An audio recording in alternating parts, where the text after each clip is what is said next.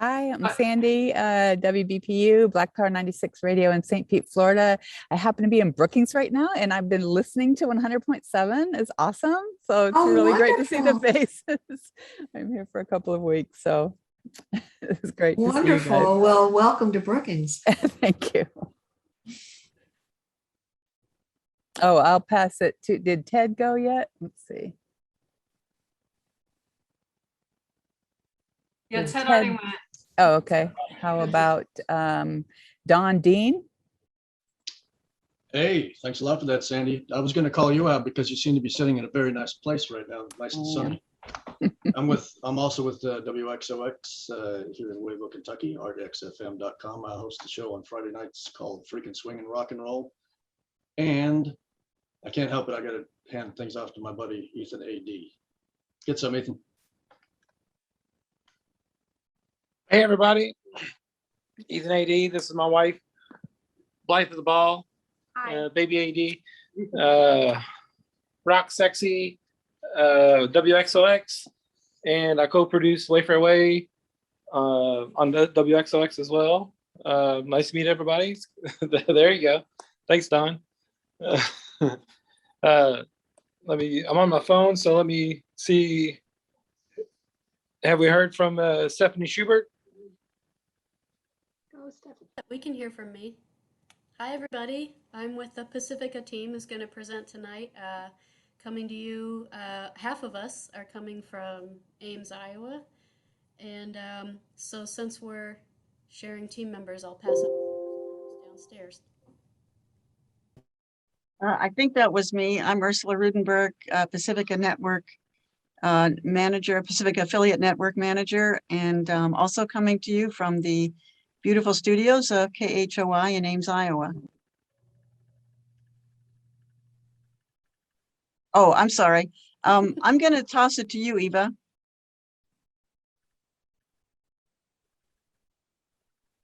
Hi, I'm Eva. I'm from Spinitron in beautiful sunny Boston. This time is less sunny, but still a nice place to live in. And I'm really curious what's going on at GRC these days. Tom, our engineer, is here, and our dog in between. So if you have any questions regarding Spinitron, we are here. Pass it on to David Klann. Hi, I'm David Klann.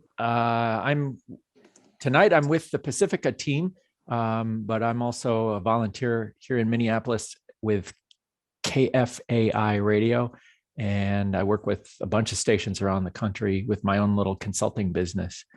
I'm gonna pass it on to Emily Miles something. I can't see your whole name there, Emily. Oh, Emily Miles, Hi. WXOX. Hi. Hi, everybody. Yes, I'm Emily. I'm with WXOX. I apologize. I'm walking back to my house right now. I am in Philadelphia, but I'm still broadcasting remotely on WXOX, which has been a great experience, and participated with GRC last year and excited to be here tonight. And I'm also on my phone. So let's see, what about Derek Wood? Hey. Have you heard from Derek? No, we're going to hear from him now. Hey, Emily, it's good to see your face, man. I hear you every week, Yeah. but I miss seeing your face here in town. I'm also in Louisville, Kentucky at WXOX. I produce a show called Inside a Question. So I'm interested in syndicating my own show, but I'm also on the board at WXOX. And so I'm interested in helping out the rest of the team figure out how to do it too. Oh, sorry, forgot my role. Kara, definitely. Kara, it's good to see your face, neighbor. Hello. I'm Kara Richardson, and my show is Parallel Universe on WXOX. And I'm also with WXND, and it's good to be back. Hello.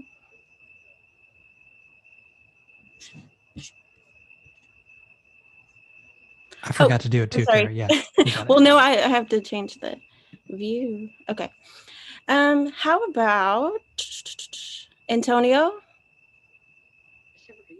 Hey, I'm Antonio Echeverria from WXOX, and I've been interested in syndicating a show for a while, so just here to get some info on that. I'll pass it on to Otis. That was a big mistake, buddy. I'm with the Pacifica team, and I write stuff. So, and when you have AudioPort problems, you complain to me. And I'm going to turn it over to Lou at WGDR. Hey y'all, I'm sorry, but I can't put my camera on because I have my 3.5-year-old's cold, so I look miserable. But thank goodness it's not COVID, and sorry to bring COVID into any conversation at this point. How far we are.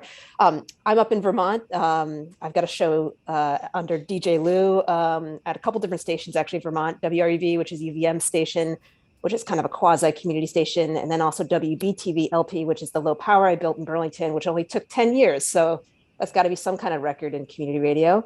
But I'm most excited to share with you all that WGDR/WGDH, which has long been Goddard College's radio in Central Vermont, went independent in May. We became a community-owned station. Goddard gifted us the license, which is astounding, as you all know, being community radio folks. So I've been helping them basically go from like 0 to 90, making sure we can pay the bills, stay on the air, and all of that. So it's been a intense last 4 months, and yeah, I'm just here to kind of get a crash course on the Pacifica elements, and I appreciate being here. I have kind of lost track about who has left to go, so I'm going to take a hope that maybe Betty hasn't gone. Well, you chose correctly. I have not gone. My name is Betty McCardle. I'm with Community Media Assistance Project, and I hold hands with community radio stations that need some kind of help. Got like 30 years of experience with community radio as the partner of Michael Brown, engineer. And I'm in Portland, Oregon, and so happy to see Brookings of the Banana Belt on this call. I will pass it on to Brett Holzclaw.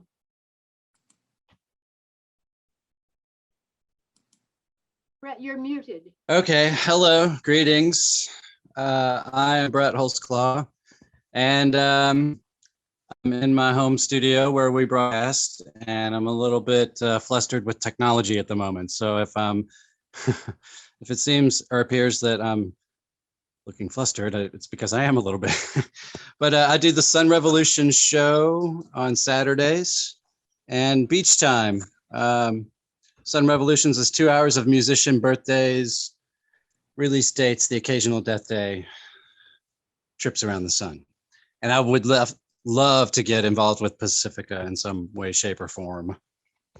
So yeah, greetings, salutations. My lighting may change as I roam around and try to find my charger to charge the phone that we're zooming on. So please, thanks, bear with me. I'm happy to be a part of this meeting. Looking forward. Also, you'll fit right in, Brett. Thank you. Thank you. Yeah, as it unfolds. Who's up next, Brett?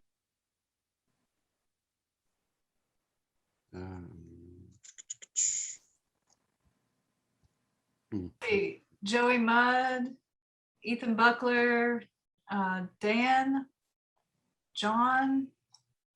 Who else? Sandy. Sandy went. Sandy's up there in Oregon at the beautiful place. I think Brett abdicated his role. Oh, he there. did, didn't He he? walked away. Okay, Derek, will you step in and Oh, sure. Joey Mudd, there you go. step on down.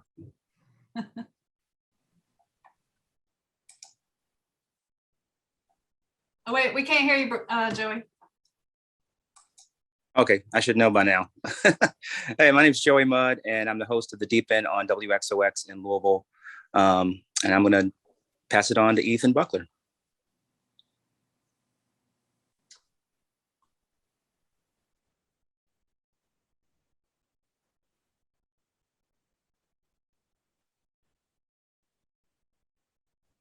You're muted, Ethan.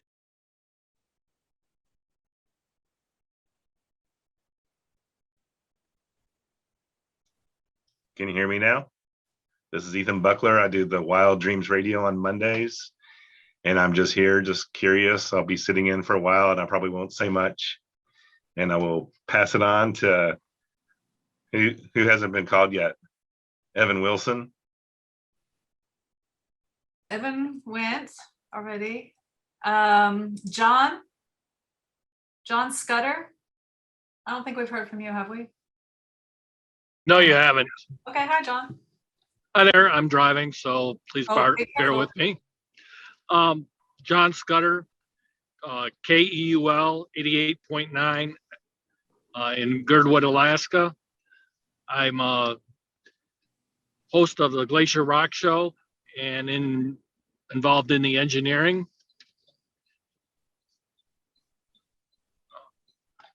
And if Sharon, if you could pick the next person, I'd appreciate it. I think we just have one more as far as I can tell, but someone shout out if we've missed you. Dan, are you out there?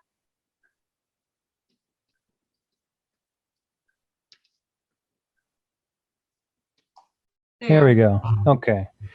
Yeah, hi, this is Dan Drum from WHOS Community Radio in Eau Claire, Wisconsin, also WIEC LP. I think I joined pretty close to last, so it's fitting that I'm last, and I'm just ready to go. Well, great. Well, thank you all so much. A wonderful crowd here.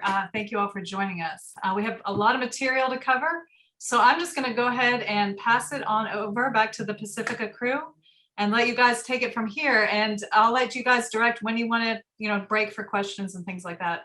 Totally up to you guys. So away you go. Thanks for being here. Okay, thanks everybody for being here. Again, I'm Ursula Ruedenberg, Pacifica Affiliate Network Manager. And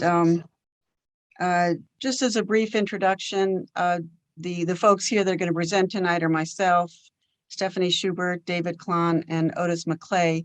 We're the team that kind of does the behind the scenes work to bring you AudioPort and the Internet Technology Package.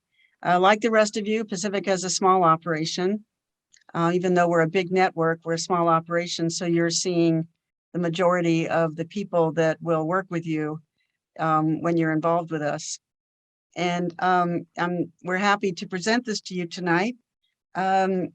Many of you are Pacifica affiliates, and so you're kind of already somewhat familiar with AudioPort, which is our content distribution system.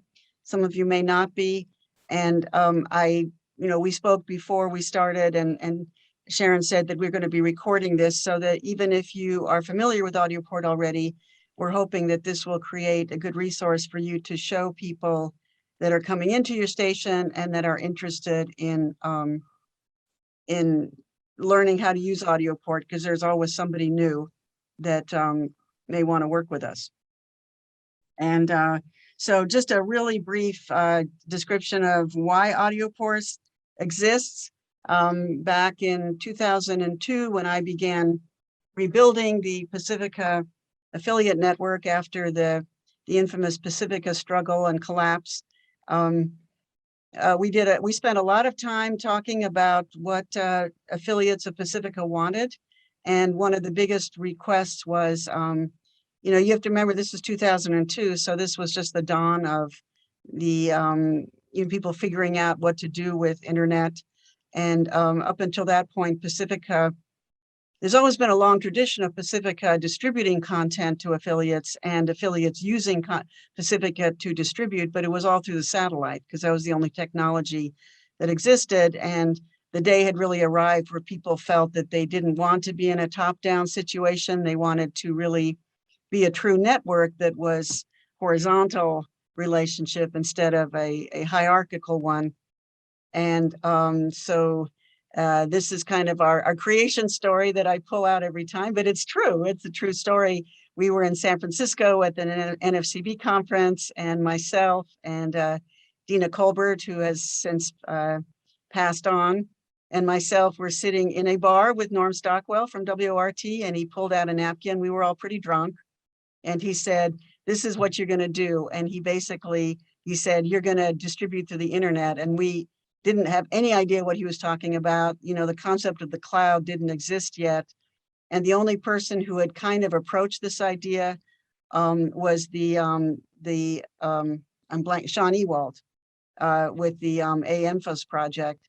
And he had kind of figured out that you could use a server to distribute content with the internet. And that was a concept that most of us didn't really understand yet. But Norm kind of wrote it all down on the napkin. He said, you're gonna start distributing content through the internet, and that will make it possible for everybody in the network to share content regardless of time and space, and it will equalize everything. And we were kind of like, oh, okay, and we did it. And that was really the birth of a really network conversation for Pacifica, instead of Pacifica just being a content provider. And it followed the long tradition of Pacifica distributing content for people, but it certainly was much more democratic and obviously much more capacity to do it. So first 3 years that AudioPort existed, everybody ignored it because they thought we were trying to sell them something, and nobody understood the concept of the cloud hadn't really become known yet. And so for a while, nobody could figure out what it was. And then it started to pick up. And today there is so much content on there that I think we acquire new programs at the rate of 1 or 2 per week. And some of the content is coming from Pacifica, some is coming from producers at your stations, everybody in the network. And then there's probably more than 100 independent producers that are also contributing content. So it's a very dynamic website. It's very outdated. It's very old. It looks like it was built in 2003, which it was. No shade to you, Otis, but it's an old website, but it works really, really well. And so it continues to be a very successful website. I just want to say one more quick thing about it. AudioPort was developed at the same time that PRX was developed. And it was kind of a concept that kind of came to us and the NPR system at the same time. And we actually, at the beginning, collaborated with PRX to try and see if we could work together. But we came to the understanding that we had a very different approach to it, and that we were really building 2 different facilities. And the difference was they were essentially building a store, which was open to the public, and we were building a warehouse for our network where you could just run in, grab something real quick and run out. And so that's kind of, we parted company there, and they have millions to work with and we work with very little. But the website is great because there's a network which drives people to the website. So it's a very, very dynamic website, and there are hundreds and hundreds of fantastic shows on there by now. I'm just amazed at what people contribute. And so, and we certainly, a few people here said you were interested in contributing, and we really welcome that. And we will work with you to, get you up and running, because it just adds so much value to the website when you contribute your work. And that's AudioPort. And I am going to now toss it to Stephanie. Okay, thank you. So yeah, again, I'm Stephanie Schubert. I'm the operations coordinator for Pacifica. I work also as Ursula. Stephanie, I apologize. Your volume is a little bit low. I'm having a little bit hard time hearing you. Thank you. Let's see. How do I do that? Just talk a little bit louder, Stephanie. Oh, okay. The old-fashioned technology. Okay. Yeah, just talk. Hello again. Yes, I'm Stephanie Schubert. Is that better? Yeah. Okay. I'm the operations coordinator for Pacifica Network, and also work as Ursula's assistant. And it's nice to see all of you today. We got a good group. It's fun. And I'm gonna give you an overview of how to navigate the AudioPort menu. And before I do that, I just want to say that the best way to get an introduction with that is to do like a one-on-one with either me or Ursula. I'd love for you to give me a call or an email, especially if you have a new show that you haven't uploaded yet, that it's really good to have that engagement together. So if you have a question, I can answer you right away. We can kind of work it out. I love talking to people and working through AudioPort that way. Or if you are just confused by it, if you're a person who is trying to find a show and you're having trouble, yeah, get in touch. I'd love to help you out. So that being said, I'm gonna share my screen here.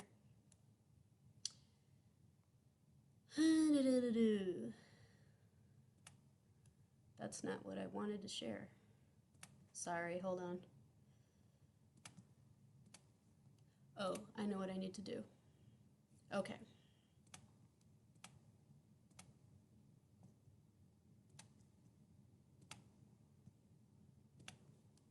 There we go. Okay, friends, this is AudioPort. This is the main page.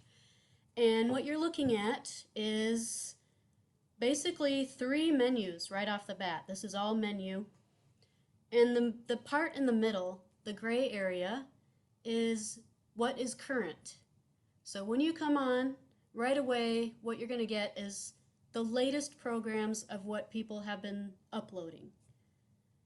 And let's see, how can I scroll? And it's organized by type.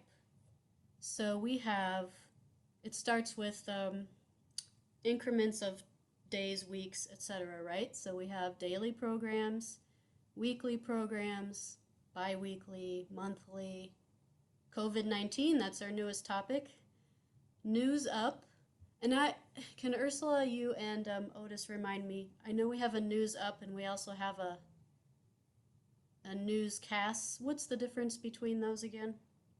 Well, the news up, maybe we should get rid of. That was, we kind of had a phase where people were collaborating and just sending up news segments for other people to use in newscasts, but it didn't really take off. So maybe we should get rid of it.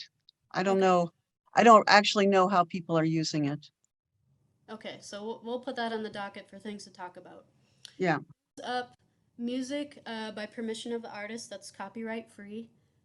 Events and speeches, specials, documentaries, interviews, newscasts, commentaries, uncut material, announcements, PSA, archive stuff. Pacifica has some great archive stuff, especially from the Civil Rights Movement times, Spanish language programming, and fundraising. Okay, and let's go back to the top here. So as you see the files in these shows, you see the little green button on the side for each show. That's the automatic button. If you want to, if you really like a show and you just want to put it in your automation system, that's the button you push. And then next to that in bold is the name of the episode, or sorry, that's what I really want to make a distinction about, and I already messed it up. The name of the series. Noise filter show, that's the first one. The name of the episode comes after that in the regular print, tracking COVID in the UK, etc. Okay? So Stephanie, explain what a series is, because that's kind of a idiosyncratic Right. name.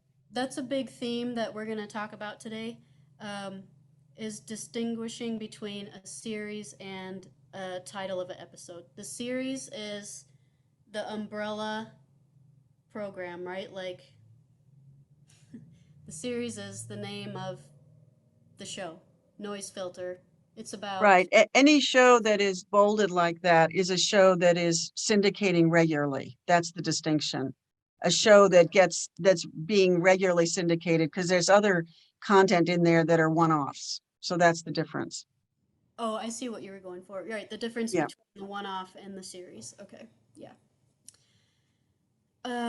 So next, right, then we have the title of the episode. Underneath that is the producer, Mark Allen Derry. He's with WHIV in New Orleans. Then we go over to the right, we see the date. That's the date it was uploaded, and the length of the show. And then if you go to the top, again, just right above that, it says today's, last 7 days, last 30 days. If you want just what was uploaded today, you would click that, and etc. Okay, so moving on to, that's the latest program's menus. Moving on to the other menu, ways to search for content. And what we have here at the top is find programming. And I want to tell you that this menu here, find programming at the top, also mirrors this sidebar menu, the blue one. These are basically the same. Yeah, and I want to mention that AudioPort doesn't really have a splash page. It if you open up AudioPort, it goes directly to this because it's essential. AudioPort is essentially a database for people to find content quickly. So there is no other, you're kind of right in it right away with the idea that to save time. Right. And when you first come on this and you see this page, the larger menu, find programming, and then next to that on the right, add programming and my workroom, which also mirrors on this the right side sidebar. Find programming. If you go to scroll down, add programming, my workroom is the same. And if you go back to the top, it'll change color each time if you check a different box. So add programming is red, my workroom is green, so you know what section you're in. And we'll get to those other ones later. We're just looking for content right now. There's different ways to look for content, which is helpful. And let's start by type. So type was the same that we have on this gray menu. That's the latest programs. Type is kind of broad categories, right? We went through those: daily, weekly, monthly, COVID, speeches, documentaries, etc. So if we click on weekly, radio stations often look for programs based on how often they air. And here we go. And again, this is the latest ones come up first. And then the time, the length is on the right side. Okay? We're going to go back. So next, we're going to go by topic, which is also on this one. Topic, which is more specific than type. And topic basically equals search terms, right? Like people put search terms and everything now when you're on websites. This is a little different because instead of typing in the words yourself, you're going to search for words that are already marked out for you. So we have this little area here. We have expand and collapse. I'm gonna expand these topics.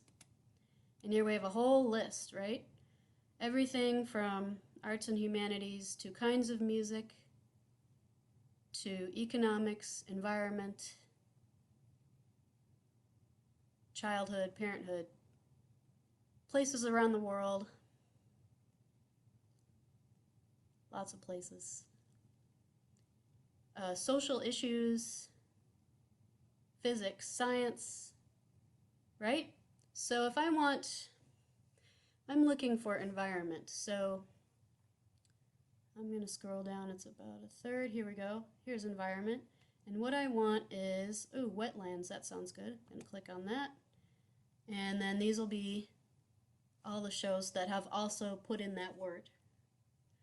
And I'm just going to put as a side note here while we're doing this for people who are producers of shows, you have your title of your series and you have your show episode title, right? If you can give a clue as to what the episode is about in this part, in the title, it will help other people.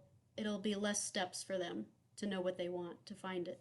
See, this next one down here did saltwater irrigation, so that lets me know right away. It's just faster. Where this one I'm going to have to read a little more and click on it to find out. Okay, so that's topics. Let's go back to home. Next is producer. Producer here, producer here. Producer, I know a guy named Nick Espinosa, and he has a show about technology. So I'm gonna, starts with first name, so I'm gonna go to the N. You see that alphabetical list was at the top there. And he's not in the first section, so I'm gonna scroll down to number 2. Here he is, Nick Espinosa, and talks about him here. This is a nice way to start if you want to learn more about the person that's doing the shows. He's got his email there if you need to ask a question. And here's his shows when we scroll down. And you can see he has a half-hour and an hour show, which we'll get into more later when we talk about when you want to submit your own show, different ways to do it. Yeah, and Stephanie, let me interrupt just for a second. This also points to something, another way that AudioPort is useful to a lot of people. If they search a topic that they're personally interested in, a producer, and then they see a producer that does something that interests them, they can look up that producer in AudioPort and kind of follow what they're doing. And that's a lot of times how people find people that they're interested in collaborating with or communicating with in other parts of the world. So you're saying if we go by topic here, and if I go down to wetlands again, excuse me.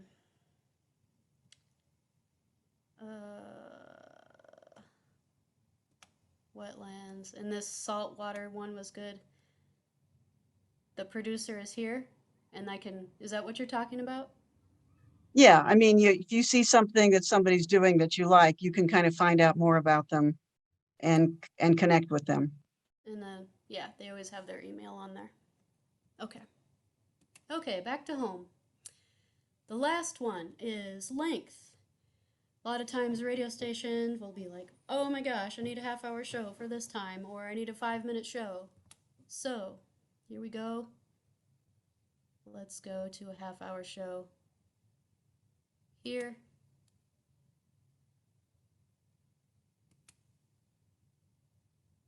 Maybe.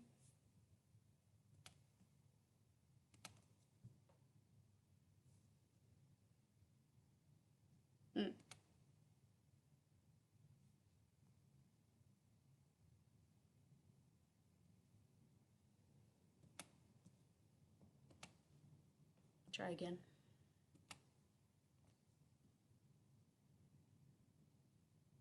Yeah, that's something you have to bring up with Otis. All right. What did I click on? 15 to 30 minutes. Yeah. Speaking of Otis, maybe since you're the man behind the scenes, if you can speak to this.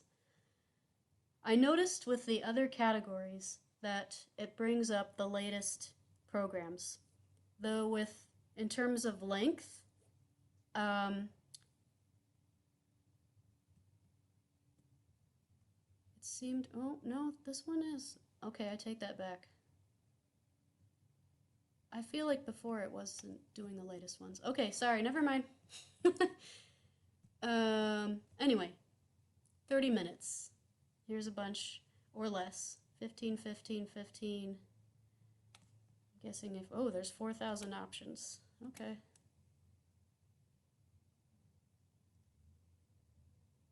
(2015, 2016).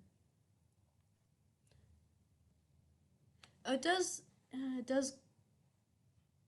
yeah. The time is a little garbled sometimes. Can you see that, Otis, in the middle of this? Sometimes it's, it'll go 2006 and then 2015 and then back to 2009.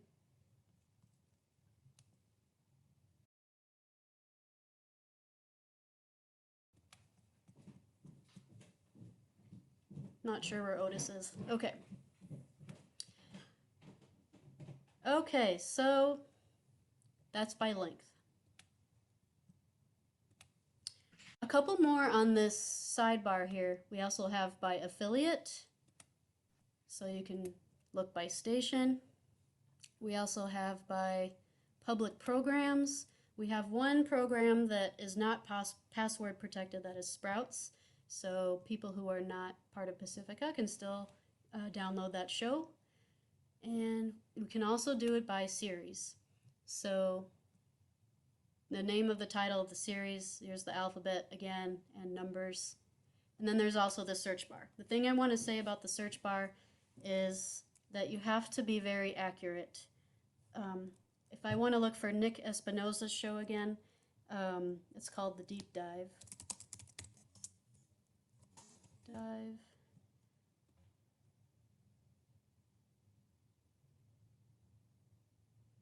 There it is, but if I type Deep Dove,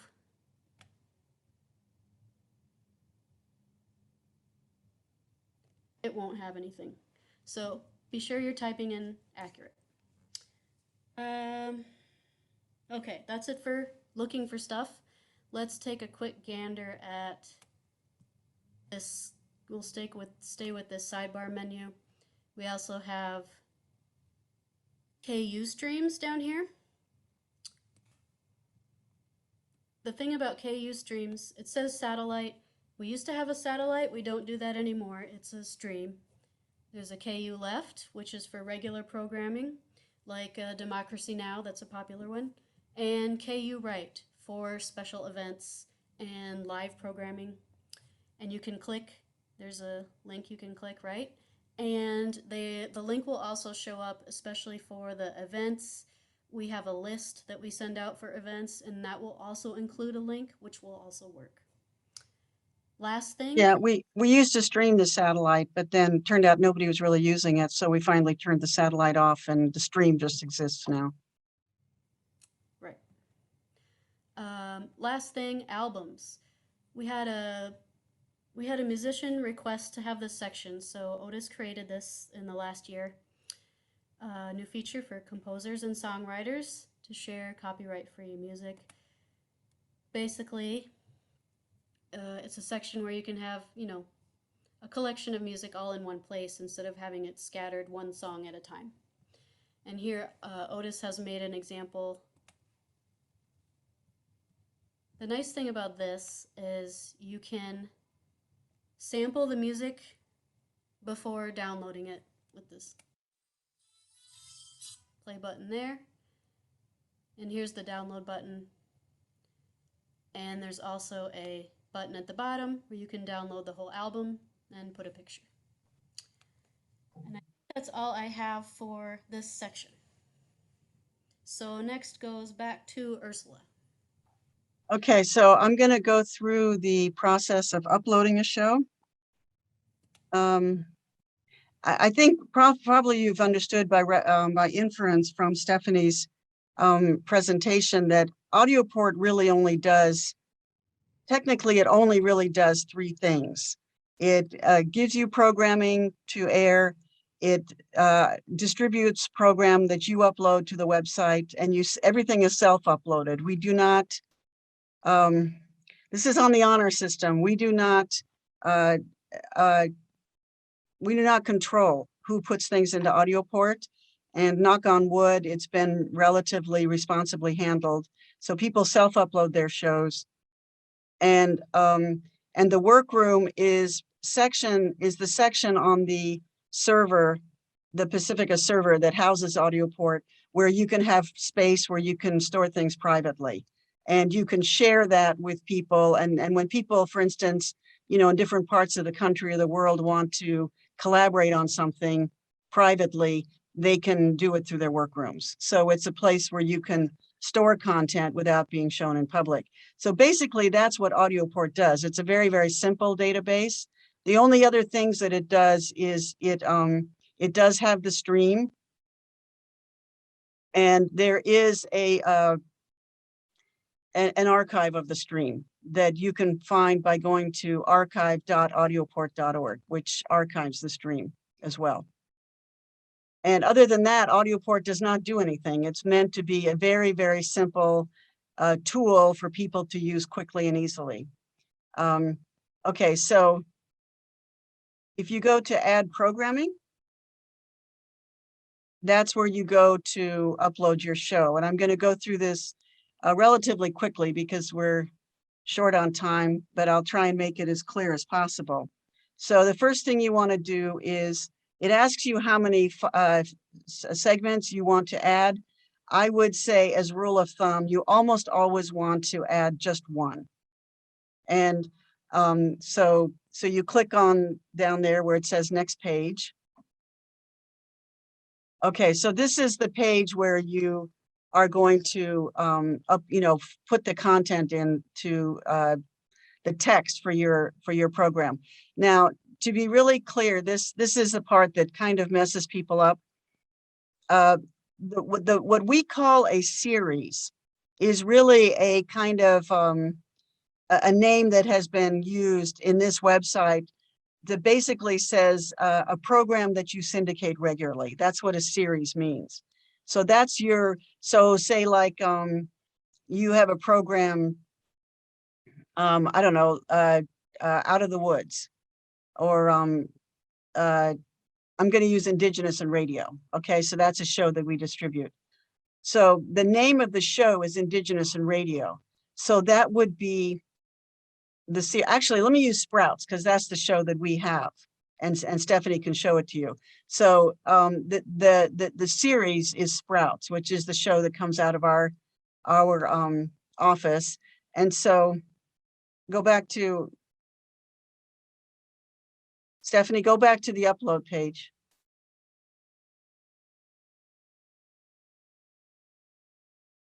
You don't want to go to the Sprouts page? No, I just want to go to the upload page. Oh, okay, sorry. Yeah. Because we're a little short on time, so I just want to do this efficiently.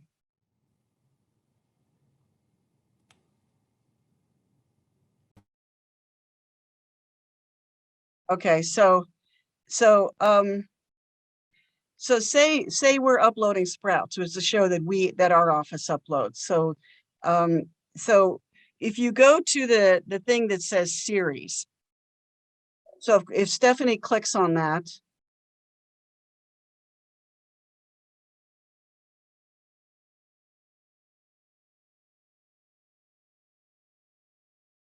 okay, I don't know how are you logged in, Stephanie?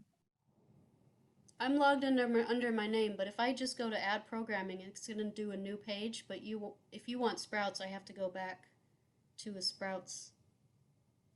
I'm not logged in as Sprouts. Okay.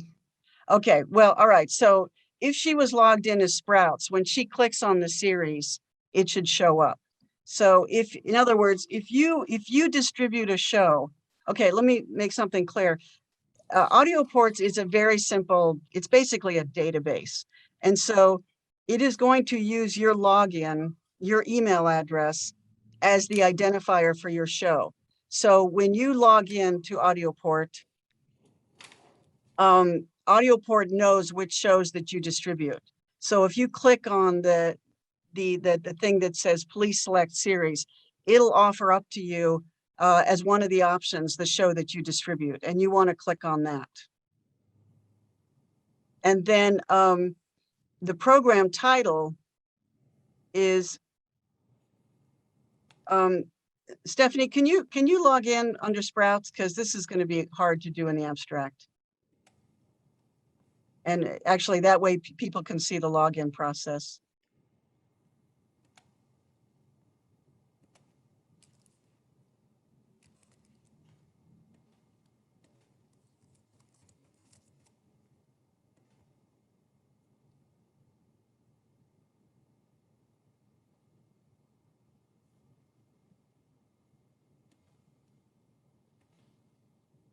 Okay. Okay, so now when she clicks on here, it's going to offer up Sprouts. Okay, so she clicks on that. That's the name of the show. Now, above it, where it says program title, that's where you give the name of the episode that you are airing. So let's say this week's Sprouts show is about horses. So the name of the show would be Horses. And again, the point that Stephanie made before seems like a subtle point, but it's actually really important because people ask us all the time, how do I get people to take my show? One of the best ways to get your show aired by stations is to have a title that really tells people what the show is about. Okay, so then program type. Sprouts is a weekly show.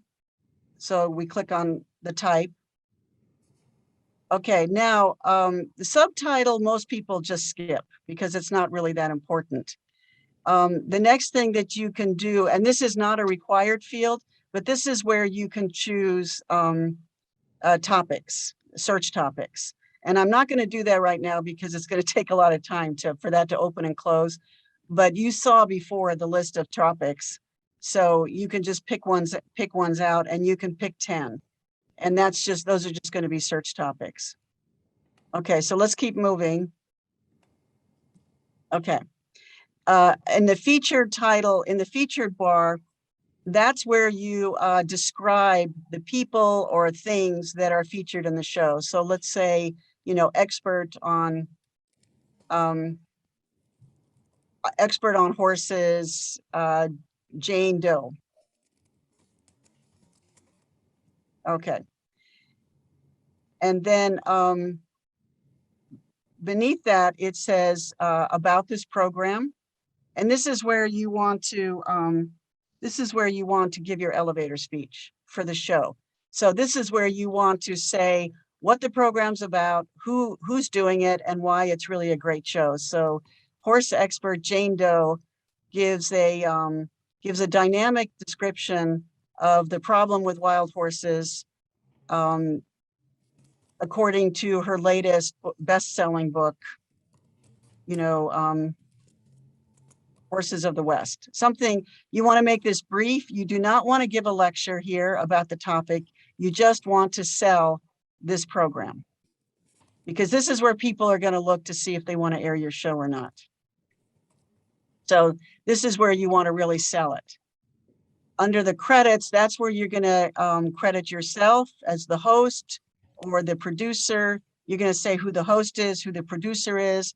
It's really nice if you credit your radio station or your production group and where it is, just because that, you know, it's good PR. And we probably want you to refrain from listing the music. And there's reasons for that that have to do with the law. So we're not really encouraging people to include the music list there. And I think have, like, Otis. a theme song though. Yeah, you can. Yeah. Okay. Also, if you have an editor, it's good practice to list your editor there.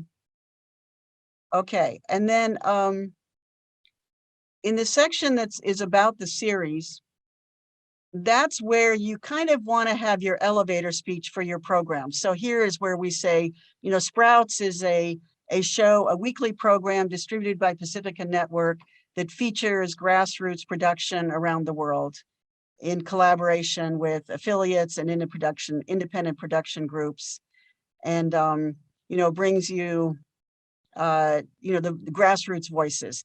That's kind of our branding statement for the show itself, and that we put in every week the same. And I encourage you to do that, because it's kind of how you brand yourself to the people looking to see what you do. You can also include a website there, or any other links to anything. We don't discourage anybody from promoting themselves outside of AudioPort. We're fine with that. There's no proprietary, the information belongs to you. You're welcome to distribute this on other websites or podcasts or however else you want. We have no control over that. And we encourage you to add websites or, links to experts or whatever you want to do there. I just wouldn't make it too long, because people just don't spend very much time looking at these things, but you can if you want. Okay. Version title, I would encourage you to skip. Version description, I encourage you to skip. That's usually not relevant. Location recorded, and I can go back to that if somebody really wants to know what that is. Location recorded, it's always really great to say where your location is. People really like that. And the space below is kind of a box with infinite space in it. If by any chance you want to put a transcript in there, you don't have any word limits on that. Most people don't, but you could if you wanted. Okay, so I think we filled out all the required, the release date.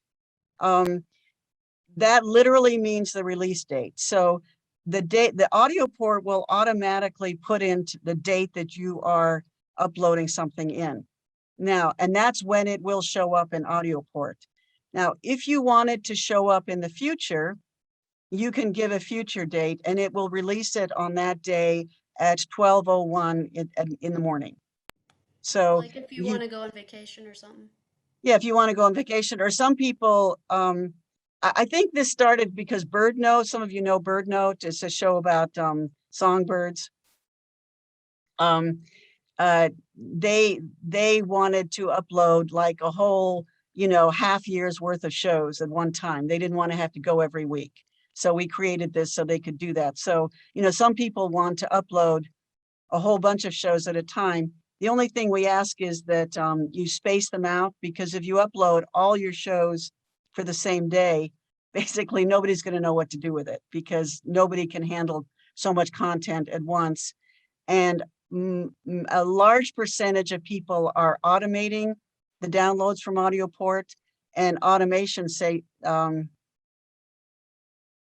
yes, the show will show up in the website for other people to use on the date that the release date is identified. Yes. So, I mean, you can put your show in the past if you want. If you put it in the past, it'll put it in 2 years ago, or it'll do it in advance. What I was saying was that a lot of people automate because a lot of stations don't have, staff to do all this work by hand. And so an automation system will only download the most recent show. So if you put up a whole lot of shows, you might be just kind of wasting your time, and you're going to kind of annoy everybody else, because you're going to kind of blast everybody out of the water in terms of the queue. So, if your show's a weekly show, space it out 1 week at a time. If it's actualities where it doesn't really, have a regular date, spread it out by week anyway, because people will appreciate that. Okay, so once you've filled all this out, then you click on next page. And this is now where you essentially are browsing your computer and uploading the content. So choose file is essentially a browser where you go into your computer, you find your web. If you have something, a short piece of content.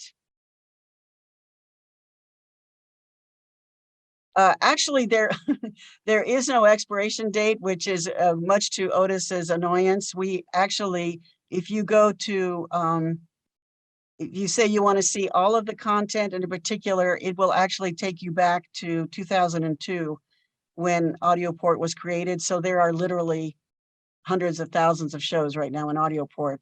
It's kind of a headache for Otis because it fills up our server, and sometimes we talk about, moving some of the things to another server. But right now there is no expiration date that I know of. Otis, are you here? Is there an expiration date? Yeah, I don't think Otis is here right now. As far as I know, there isn't. Okay, so Stephanie has browsed in her computer, and she's brought up the show. Now with the label, Stephanie, you want to talk to that because you're There more. is no expiration date. Sorry. Okay, thanks, Otis. Yeah, and the label is important for people who download a bunch of shows at the same time. They want to be able to tell the difference between them when they read the file. So the label does matter. And what I do with Sprouts is I put the title of the series in capital letters. And then I put a word or two relating to the episode in lowercase. So I'll put horses for this one. And then when you click next page, it'll automatically fill in the date. So you don't have to worry about the date. Okay. So now we're ready to upload the show. So she clicks next page. Okay, this is something we ask you to take seriously because sometimes people don't. We're asking you essentially that your show is legal. And if your show is not legal, in other words, if it has swearing in it, if there's, pitching for your station in it, we will get complaints. We do not have a police for the AudioPort. We're a small staff, so we cannot, monitor all the shows, but we will hear about it because people will put it on the air and be upset. And then we will contact you and we will tell you that we have taken your show out of AudioPort. And unless you send us an email confirming that you can abide by the law, you can no longer have an account in AudioPort. We don't like to do that, but we have to do it for the protection of the stations and also for Pacifica, because we are liable for this. And eventually this could lead to a lawsuit. Copyrighted music, that's not an issue because that is covered by the stations. So that's not the issue. That's right. But we need the shows to be legal. Okay, so you click OK and you have to mean it. Can I just pretend to click OK? Yeah, just click OK. Okay, but it'll really make this weird show that doesn't really exist. That's okay. It doesn't matter. We'll just get rid of it afterwards. Okay, so now you can see it's uploading. And the progress bar kind of depends on your browser. And now it tells you that your show's up. Okay, now it shows you, scroll back up.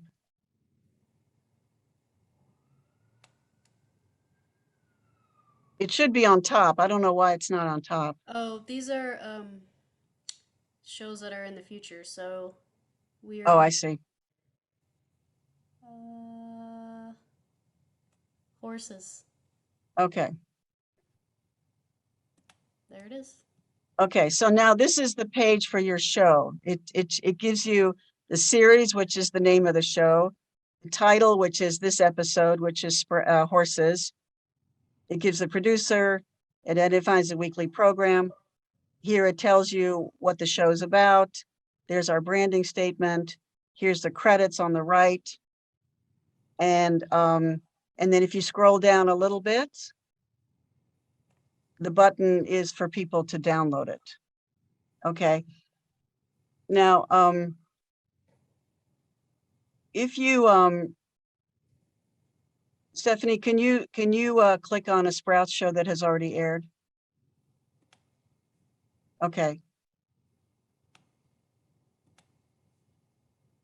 Now, if you look at the bottom of this, you'll see first what you're seeing here is all the people that have downloaded the show.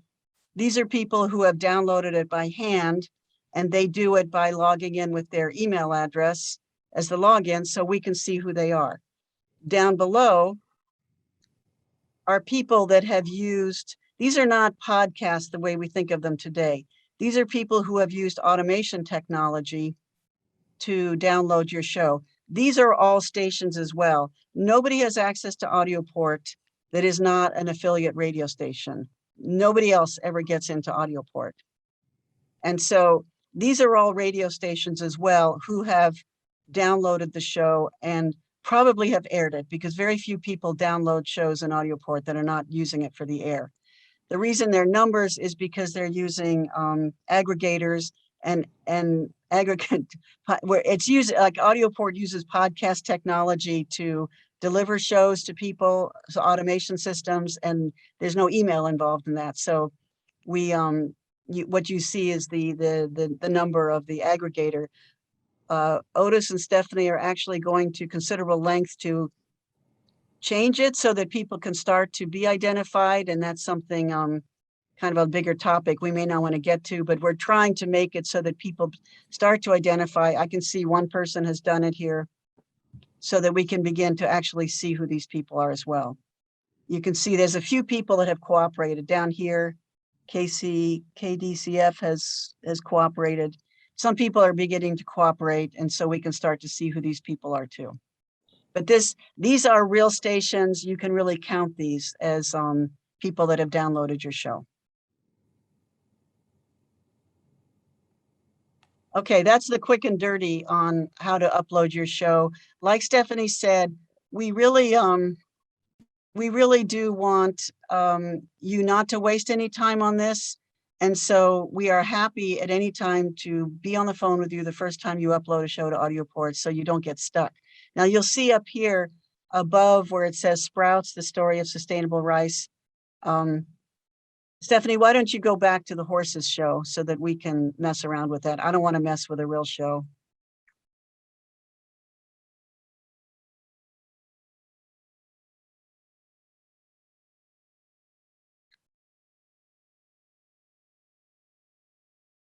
Okay, so you can see above where it says Sprouts Horses, you can edit the program. So you can go back and you can change what you wrote. It takes you back and you can change things if you didn't like it, or there's a misspelling, or say you didn't have time to fill this in, you were on deadline, but you want to go back and do it. You can do all those things. Just make sure to scroll down at the end and hit update so that the change gets saved. Okay, now you can add a version, and this is something that I'd rather not get into. Suffice it to say, in this day and age, it's not a good idea because automation systems don't understand that. That's kind of a vestige of days when we didn't have automation systems, and I would just ignore that. And if you really want to know about that, give us a call and we'll talk to you, but it's really not worth your time. And then you have delete program. And in this case, we want to delete it because it's not a real program. So you click on that and it's gone. Okay. Now, just one more thing about that. Stephanie, if you could go just for a minute back to add programming and go to next page. One of the questions we get a lot is, how do people get into their workrooms? Which again is the private space on the server. It's not complicated. It's just that when you're uploading a show, you'll see there's a little box there that says make this program available only in my workroom. If you click that box, whatever you upload will not show on the website. It'll only show in your workroom. Okay. So that's essentially the kind of the basics of how to upload the show. It's very, very easy once you're used to it, but we understand that, this is not a really current user-friendly website. And so, like I said, we're always happy to answer your questions so you don't get hung up on it. And let me see, how's the time? We're running out of time. So I'm going to end there. And just in case you need to know, my email address is Ursula, URSULA @pacifica.org. Stephanie is Stephanie@pacifica.org. And you're welcome to contact us anytime. I think also on the help feature is Otis's phone number. Is that right, Otis? Do we have your phone number there? Otis is really the person who has the back end of the AudioPort. And so when things really go wrong for you, Otis is your guy. But we try not to bother him unless things really go wrong because he's got plenty of other things to do. But all things fail, he can be incredibly helpful in terms of getting you out of trouble if for some reason something goes wrong with the website. Now, just to final thing to say about this is that AudioPort we do not manage all of the accounts in AudioPort. The accounts are managed locally. So each station has an account in AudioPort and a local manager. And so accounts are given out by local managers. We do not know everybody. We don't want to do end runs around local management. We feel that each station kind of knows who their people are and who should and who shouldn't have, access to a facility like this. And so we assign each station a local AudioPort manager, and we work through them in terms of deciding who can and can't have accounts in AudioPort. And those managers are supposed to also get rid of anybody who leaves the station so that the only people that have access to AudioPort are people at radio stations, because it kind of works on a Creative Commons type of principle where people are giving their shows for free and stations are able to use the shows as part of their affiliation privileges. And everybody kind of trusts that nobody will do anything else with the content other than that. In fact, they're legally say they won't. So that's kind of the broad strokes of what AudioPort is. Any questions before we move on to the other topic? I know we're short on time here. I just wanted to say something really quick. This is Dan. And I was afraid you weren't going to touch on it, and you did just quickly. And that is the podcast portion of AudioPort, which I think is by far the best feature for me. I haven't logged into AudioPort in over a year because I don't have to. I set up a program. I say, I want my podcatcher to go grab it every week and download it, normalize the audio, put it in a place where my automation is going to play it, and I don't have to worry about it anymore. And so I just wanted to say thank you, Otis, and everybody else who had a hand in putting that together, because it's really slick and it works great. Really happy to have it. That's great. Thank you, Dan. And just to clarify, it's a little bit confusing because when that was made part of AudioPort, that was before podcasts were kind of seen as a thing. And so the reference to podcast is literally the podcast technology. And we didn't really anticipate that someday people would be thinking of podcasts as something that they receive in their telephone to listen to. So some people confuse it and think that this is a way that they can podcast their show. And that's not true. The only thing that AudioPort does is communicate with radio stations. It's a wholesale facility. There are no end users accessing. When I said podcast, I probably misspoke. Podcast is normally what you think of on the receiving end. On the transmitting end, for AudioPort, it's an RSS feed. RSS stands for Real Simple Syndication. And so it's a really easy way to syndicate your programs.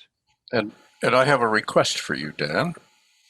Would you like to reconnect all of your podcasts? Here's what's happening.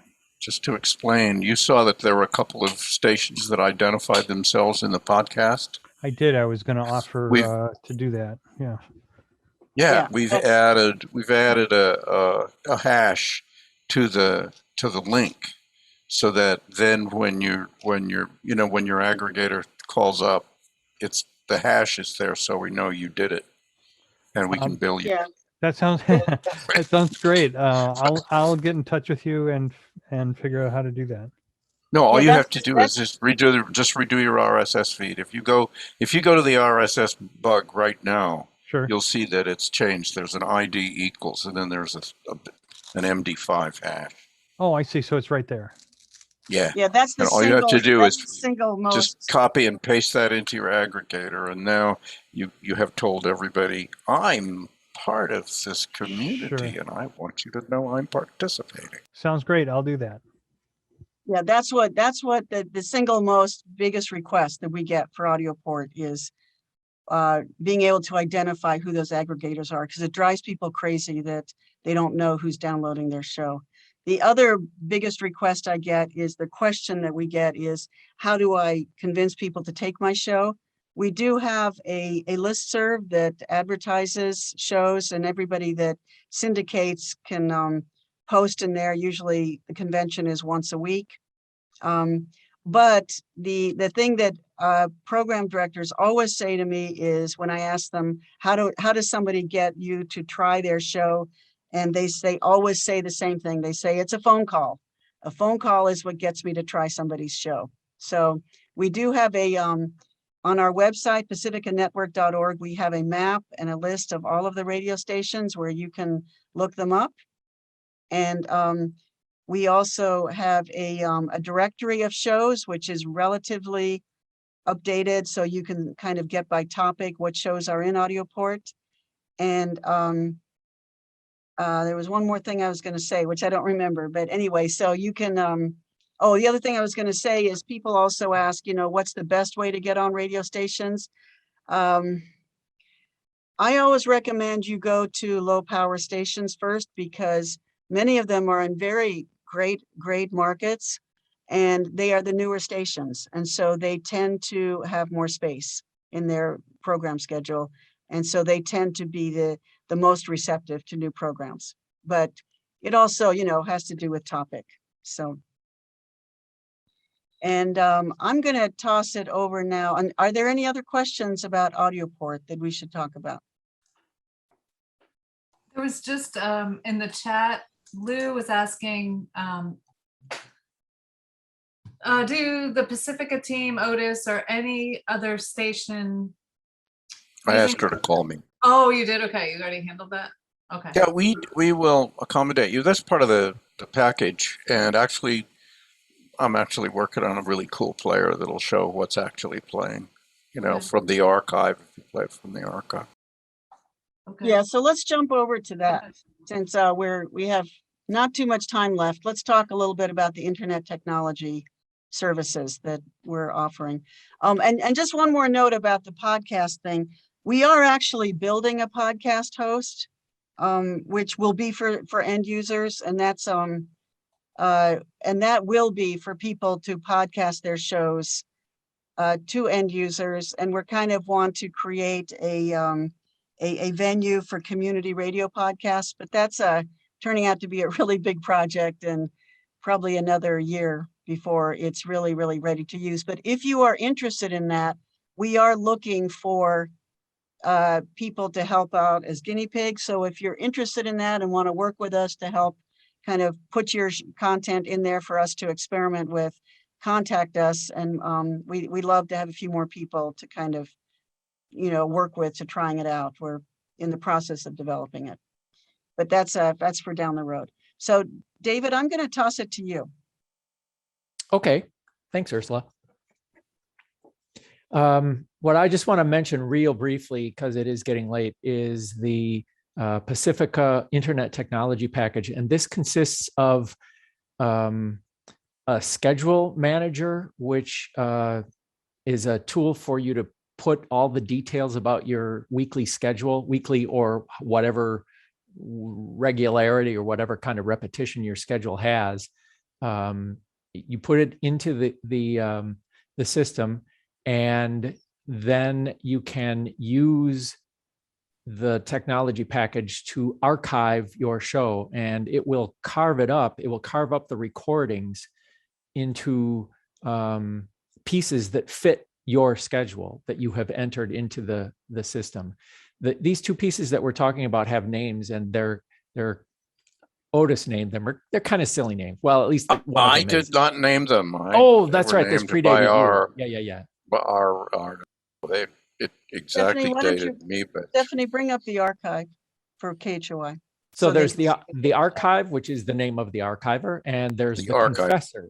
And the full name of it is the copyright confessor, because it's used to help you with sound exchange reporting and other performance rights organizations. So this is the KHOI archive, and someone at KHOI has entered the schedule, the programming schedule, into the confessor, and the archiver reads that schedule, and it knows how to carve up the sound recording into individual pieces that represent shows that air on your radio station, or in this case on KHOI. And you can mark shows as, for example, if you have a local public affairs show that doesn't play copyrighted material, it's just a talk show or a news show, you can set that up in the confessor to allow people to download it, and you can keep it on the archive server for a fairly long period of time. I won't say indefinitely, but you can leave it up there for a fairly long period of time. And you can allow people to either download it, or in the case of music shows that have copyrighted material and licensed music, for example, you can prevent people from downloading it. You can just give them the ability to play it here. And the player that Otis was just mentioning a second ago is right now, if you hit the play button on one of these, it just starts playing it. And you can scroll back and forth. It's a term called scrubbing. You can scrub back and forth so you can go to a specific point in that specific show, but it's kind of a minimalist player. And so Otis is working on an updated player that will be a little bit prettier and have metadata and stuff like that in it. That's the brief overview. We went for utility here rather than beauty. Yeah. This is a very, very popular feature. This is, I can say, as managing KHOI, this means a lot to people, and it tends to be very heavily used, partly because some people just can't watch a show when it happens on the air, but they really, really follow the show. And so they want to know they can listen to it at their own convenience. And also the other thing is, as you know, community radio is all about information junkies, and a lot of information is conveyed on radio shows. And, you know, the person driving in the car doesn't have to stop and quickly scribble on paper the name or the whatever they learned on the show that they want to find out more about. They know they can go back and listen to the show and get the information later, because, you know, shows are very information packed. Now you'll see on our archive here at KHOI, we don't let people download shows because of issues with copyright. So we just let people play the shows. We don't download any shows, because even the talk shows tend to have copyrighted music in them, and it's just not worth the trouble for us to deal with all that. If you go to another station, their archive is going to look fairly similar to this. But the thing that I want to let folks know is, if you've got a web wizard who knows HTML and CSS and maybe even a little bit of JavaScript, if you've got access to a web wizard, you can actually incorporate this archive into your website so that it looks like and is deeply integrated with your website. In other words, it doesn't have to look like this. Otis has coded up go to WJFF, archive.wjff radio.org. Yeah, even this one, even though we really haven't done anything with it, it still looks like it's on our website. I mean, yeah, it definitely does. You Yeah. definitely link to it off of your website. But yeah, the point I'm trying to make is that you can actually make it look like the rest of your website. So I mean, this can be a little bit jarring if the station's website is, you know, finely crafted or whatever. So my only point was, it doesn't have to look exactly like this. yeah. And you'll also see there's a button there for playing this show, playing the station live on the air, so you can also listen to it streaming live. And I think Stephanie, is this a screenshot? Because I notice it's not up to date. I think this might be a screenshot. No, it looks live. She's clicking around. Well, I don't know. It's strangely not up to date, because the show, the archive happens in real time, and we're actually 2 shows forward. So I'm not sure why that's happening. Yeah, I took this, I got it when we first started the meeting, so it's probably an hour ago. Yeah, so I don't know, either can you refresh it, or I'm not sure exactly what you're showing here. Yeah, okay.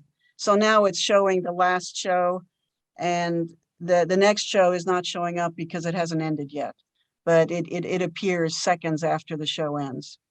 So technically you should be able to play KHOI now if you click on the air, right? Yeah. So I'm not sure why we're not hearing it, but you would, I mean, the person using that will hear the show streaming. It's playing. Okay. Stephanie, can you log into the back end archive? Can you get into the admin? I'll just show you just one thing you might want to see. It's cute. We have one cute. How do I do that? Okay, so while he does that, and I apologize for pushing, but I'm just looking at the clock here.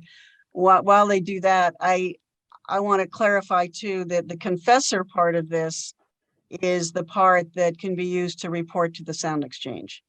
How do I log into the back end? Just tack on login to the URL up there in the address bar. /login.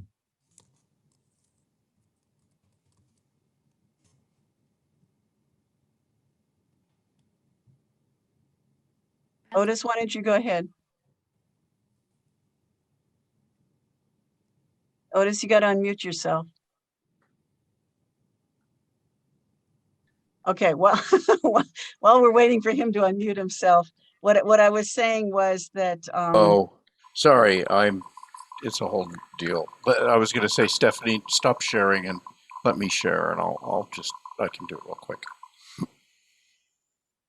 Okay.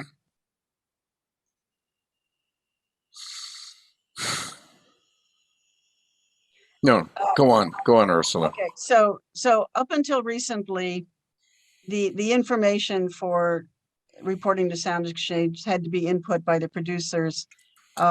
Otis has coordinated with the the company that does music recognition. And so now that can be integrated into the Confessor and can identify the music automatically, and then be a report can be generated by the Confessor doing that for you. And now, but this is not something that we do. This is an outside company, and so there is a cost for it. It's not a huge cost, but there is a cost. Okay, Otis, go for it. All right. In the back end, these are the statistics for people listening to the archive. And so this is from, I don't know, July. You could set the date so that you can see, but it gives you a hint of who's listening and how much people are listening and what shows they're listening to. This is just KPFT in Houston, one of the Pacifica stations. But I thought, you might want to see that everybody wants statistics. So here they are. The archive actually collects key clicks. It collects the key clicks. So it's actually a lot deeper statistics. We know who they are, we know where they are, and how long they listened. So it can be broken down much more.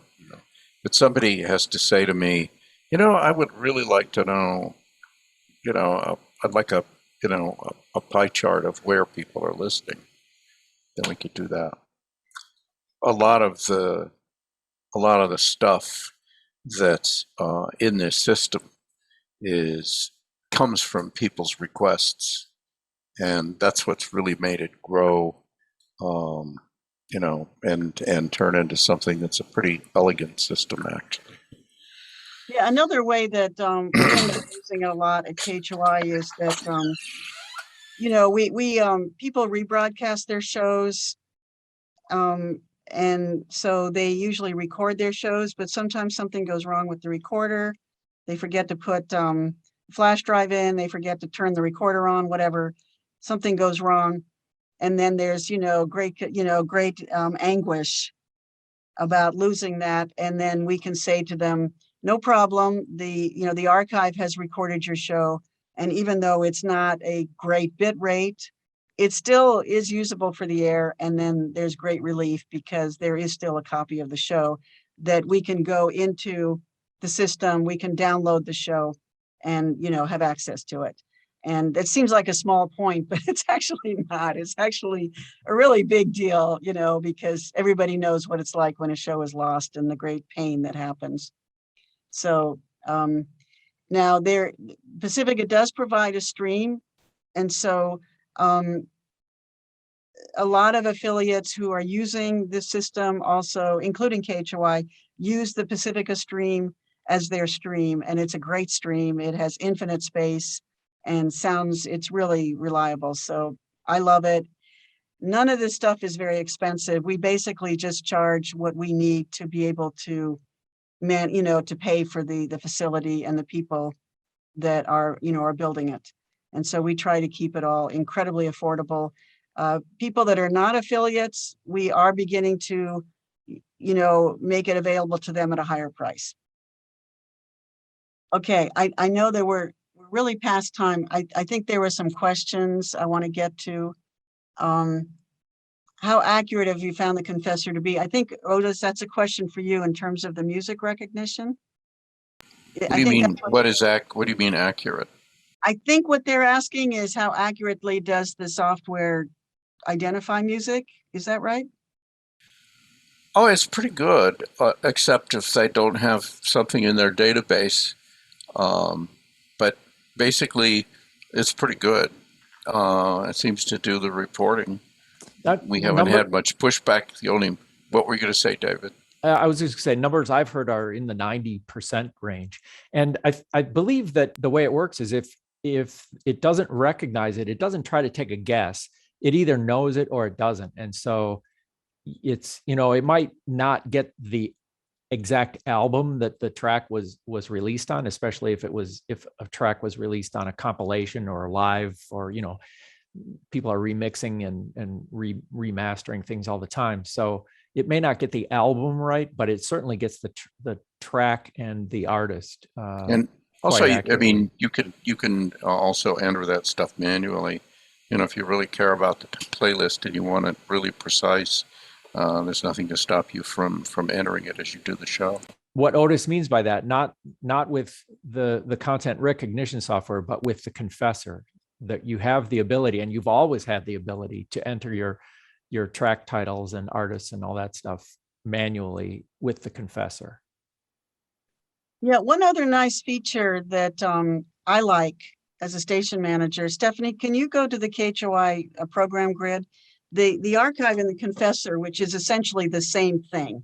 I mean, they both come from the same source. They also generate a program grid for your website, which I just love because, you know, can you go to the program grid?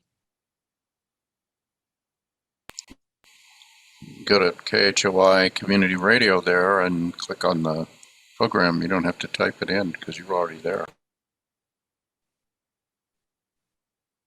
Kids these days, they just go to Google first time. Okay, so that's generated by the archive confessor, and I just love this. Mouse over it. Because it's kind of the bane of my existence, you know. Well, see, it's got info. It has information according to how much people have put into it, you know. And you could put pictures in it. It's yeah, cute. Stephanie, it looked like you moused over one that had an image with it. See if you can find that one. There you go. Yeah, Peter Bochet. Yeah, yeah. So you can do that for any of the shows if you want. You know, if you want to spend all your time managing the metadata inside the confessor archiver. I'm glad you point that out, Ursula. It's really the same thing. It's a great, the program grid is just wonderful. I just love it. And for for programmers and stuff, there's an API which allows you to pull out all the information from the confessor, so you can actually build pages from the information in the confessor. So is what we're looking at a projection of the shows to come, or is it what's already played? This is just a weekly schedule. This is right here is just the KHOI schedule. So this is coming up for, well, this is as you can see in the title, Ted. This is starting Sunday, the 3rd of October. So if you click on next, you'll see next week's schedule. There you go. So if you click on any of the different show titles, is it pulling up things for that specific issue or edition of the show, or just more of a generic if someone has entered that specific information, it will show that stuff for that show. That's cool. Well, actually, the archive has a system, and it's actually what I'm actually working on it as we speak. But when I was a PD, I had to go and put together the quarterly issue report. Well, there's a whole system in the archive, so if you enter the information about a show there, at the end of the quarter, you push a button and there's your quarterly issue report. So if anybody here is a PD, you might like that. The only issue is that at the station, you have to explain to your programmers, the public affairs programmers, that, we enter that information. It's very easy to do. That's what we do at this station. The other community station doesn't do that, so, if you don't want to. Otis, can you still have a box on the homepage saying what's playing now? Is that feature working? Yeah, absolutely. Absolutely. Can you talk just a minute about that? Stephanie, let's show it. Stephanie, go to kpsq.org. This is kind of it's a little bit of This is what he used the API to create. Yeah, this is a little bit of a special purpose thing. The folks at KPSQ used what Otis refers to as the API. It's a programming interface for HTML, but this black bar across the middle where it says on the air with Black Lodge, it'll show the show name, the DJ name. It's just pulling this stuff out of the confessor. So, And then it's showing, current track that's playing in the middle, and then to the right, the next show that's up. Yeah, and the next show, Bantu Nauts Radio. That's a crazy show if you want to check it out. It's all African music. It's brand new, and it's pretty wild show. Are you saying that it's on AudioPort? It is in AudioPort, and it's tons of fun. It's really fun show. So that's kind of, somebody had a question. Can we?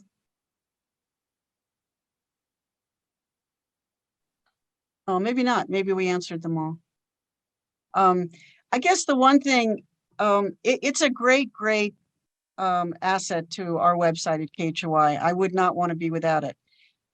The only caveat that I would say, and Otis and David, you can take issue with me if you want, but as a non-engineer or non-technical, non-coder, you do need somebody at the station who's willing to deal with it. It's not, it's not an interface that you can just click a button and it works. You actually have to have somebody who's willing to have the patience and the detail-oriented mentality to set something like this up well and to keep it up. Every time we change a show here at KHOI, I have to make sure that our operations manager goes in there and really makes sure that the software is up to date. So you have to have somebody at the station who's willing to do it. I don't think it's terribly hard. And I think both Otis and David are really great at walking you through it, but you have to have somebody who's willing to do it. Yeah, and I'll just add a little bit to that. The person at KPSQ who did that little bar across their website didn't know anything about web programming when he started, and he learned it along the way. It took a little bit of time for him to learn it, but it's not that hard. And Adrian, I'm sure, in fact, I have already hooked him up with folks at other stations to help walk them through how he did it. So I know he's willing to help also, along with Otis and me. Okay, well, we're out of time, so. We're wonderful. That's the main thing you need to know. Well, this is the thing. I mean, Pacifica is a service, but it's also a coalition. I mean, we really do both. We see our affiliates as colleagues as well as clients. And so the purpose of this is really to create a service for everybody and to make it possible for us to afford to do it. And that's about it. We're not looking to, make money off of anybody. So it's a collaborative process. Otis loves it when things go wrong because he learns from it. I hate it when things go wrong, but he does, really work with everybody with amazing flexibility. And David's fantastic too. So we do our best to really make this work for everybody. And that's basically the spirit of what we're doing here. Yeah, and I would also say, and Otis said it earlier, but I'll emphasize it, the features in the Archive Confessor, a lot of them have come from people saying, hey, do you think it could do this? One of the things that I'm going to sell some vaporware now because I don't think Otis has worked on it yet, but one of the things that one of the stations has asked for is the ability to print a PDF, print out a schedule of the copy of the station schedule. No, I'm actually working on it. So, that came from a station that wanted to be able, they have a printed copy of their schedule that they, put up on telephone poles around town. So Otis is going to work on that, and hopefully before too long, that'll be an option that you can have. We will have the quarterly issue report. That'll be done, by the end of this week. KMOD's already using it. KPFT is using it. John is using it for the other Pacifica stations. The issue with that is to get people to actually put the information in. But then, of course, the downside of it is then the information about the show shows up on the archive, and it might make people want to listen. So, Well, thank you all so much. This has been an amazing presentation, really very insightful and helpful, lots of hands-on stuff that we can use. And it's times like these that it's great that we're all on Zoom and virtually able to watch exactly what you're doing. So thank you so much, Ursula, Stephanie, Otis, David. You guys are doing great work. We really appreciate everything you guys are doing. So thank you for bringing that to us tonight. Thank you for being there. When we have questions, all of you are very responsive all the time. I agree with what Ursula is saying. The Pacifica Network, beyond any of this here, just having all the stations collaborate across the country is an amazing thing. Ursula, how many affiliate stations are there right now? Well, that's always a question we can't answer because it's like painting the brook, the Golden Gate Bridge. My guess would be that it's 200 and let me say 215 right now. We actually we get an average of 1 or 2 new affiliates a month.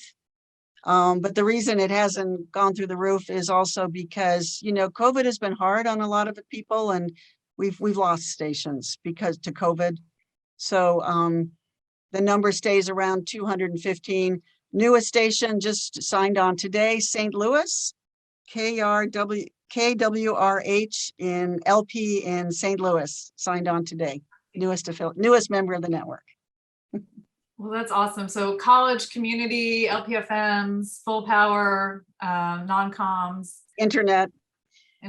Station. Yeah, we just got a new affiliate in England, Byline Radio, which is really an exciting partner to have. They really want to, you know, do a lot of intercontinental program exchange. So we're excited about working with England.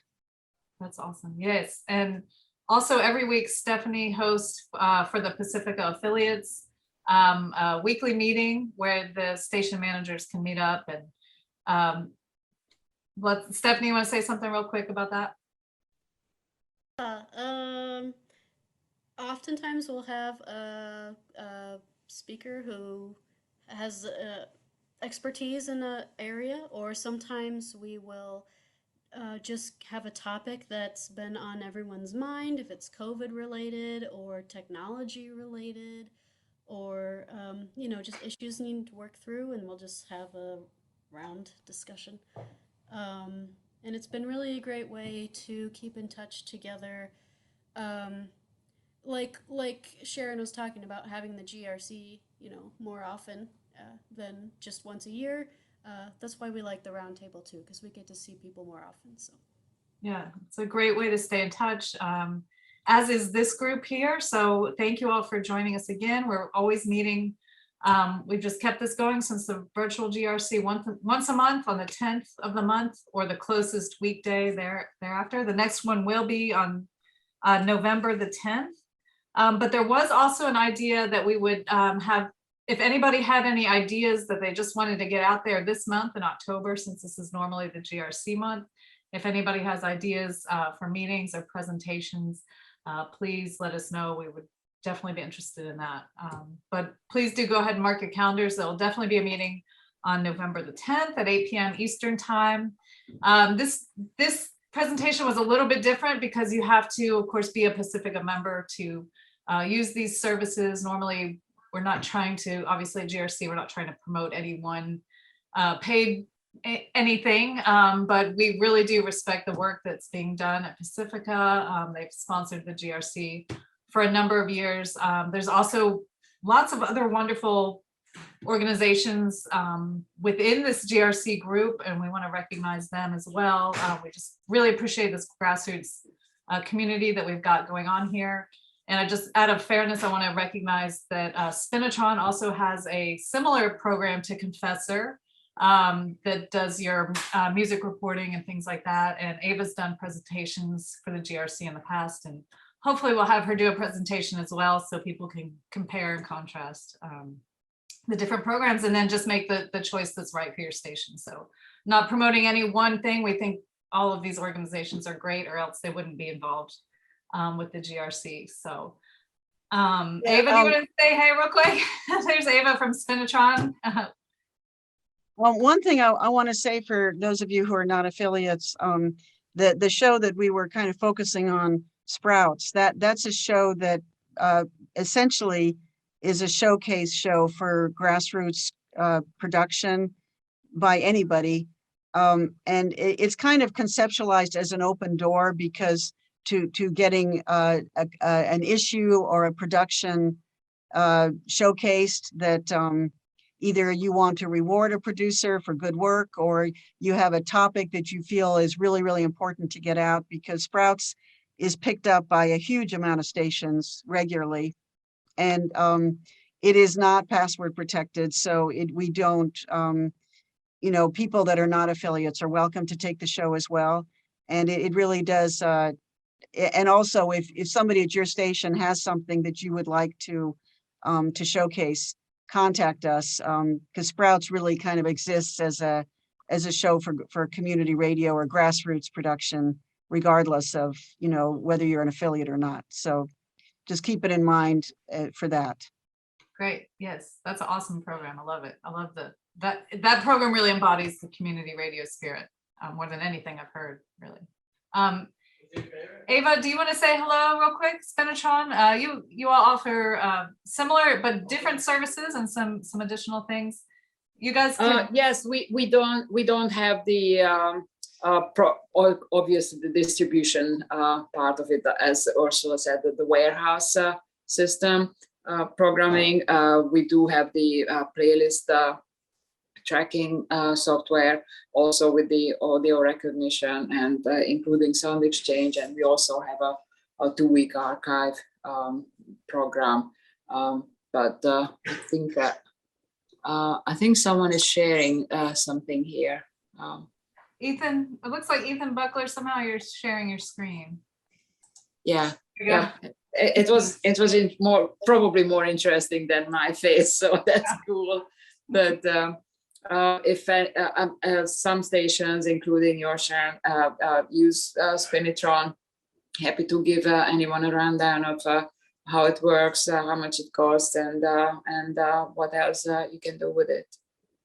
Great, and we'd love to have you do a presentation as well, because that was very helpful at GRC too, just to see that. Anytime, happy to do that. Great. Yep. Cool. It's always nice to see you, Eva. Yeah, you too. Hopefully we can see each other in person next time, next year, hopefully. Yeah, and speaking of that, just to wrap up, again, if anybody is interested, any stations are interested in putting their name in the ring for when we can finally get together again to host in person.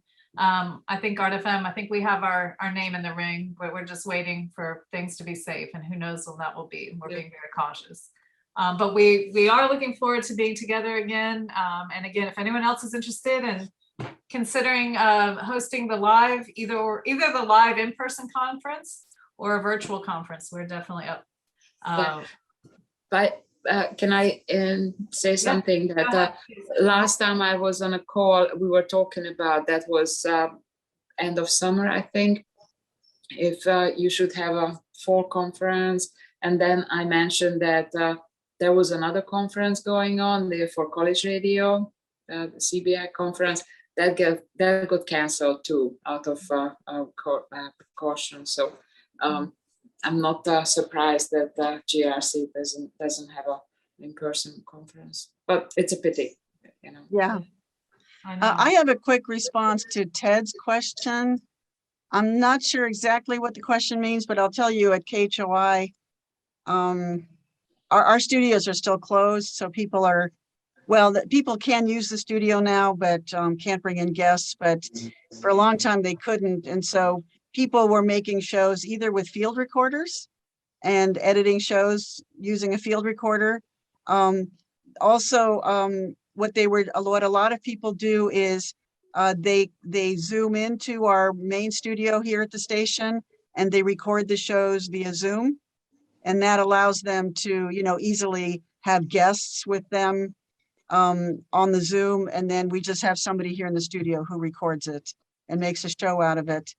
And then there's other ways to do it that are more complicated, but involve a home studio. And Sharon is the expert on that. She got us all up to speed when the virus started and kind of kicked off the roundtable. So if you want to really get into that, that's a whole other ball of wax that probably we can't do, but the simple answer is, you know, you either record it at home with a field recorder, or you call into the station and you have somebody at the station record it for you, or you use other technology to, you know, to go on the air live from your Right. house. I'm curious because we are still in a startup mode, as we have been since we put the station back on the air after a year's absence and changing hands and so forth. And we have not been able to do much more than just automated programming with whatever kind of interstitials I've been able to create. And we're now at a point where we really need to develop some locally generated programming. And I'm curious to know how people are going about doing that, because there may be some things that I can do to help different people get a home studio or the technology involved. There's just me doing it at this point in time, and I'm kind of stretched with several other hats I'm wearing. As you can see, there isn't much left, but that's where I. Yeah, well, bottom line, Ted, is a field recorder and editing software. That's where you start, and then you go up from there. Yep. And Sharon, voice Sharon, tracking. yeah. I've dropped a link. We've been here. Unfortunately, I mean, it's been super fun. I just can't believe the time is flying away. We better let everybody go. But that does sound like we at Art FM would be happy to do a presentation on that. We did it at the last GRC. But I did drop a link in the chat where you can check out what we're doing. If you don't get that, shoot me an email. I think we're connected. My email's in there somewhere too. So, but I feel like we need to let everybody go now. Thank you all. We've had a great attendance and everyone really hung out this whole time. So we really appreciate you all being here. And I know a lot of people want to watch this recording in the future. We'll get it up on the virtual GRC YouTube channel. That's YouTube/virtual GRC. And we'll get that up there as soon as our volunteers can make it happen. And I just think it'll be really useful, especially for us. We've got a lot of DJs very interested in syndicating their programming. So this will be a great resource to have. So thank you all so much. Ursula, Stephanie, David, Otis, thank you again so much. Pacifica, doing Thanks great all. things. Wonderful to see everybody. Take care, good to see everybody. you all. Stay safe out there. And hopefully we'll be able to be together soon. Good night. Bye. Bye-bye. Thank you.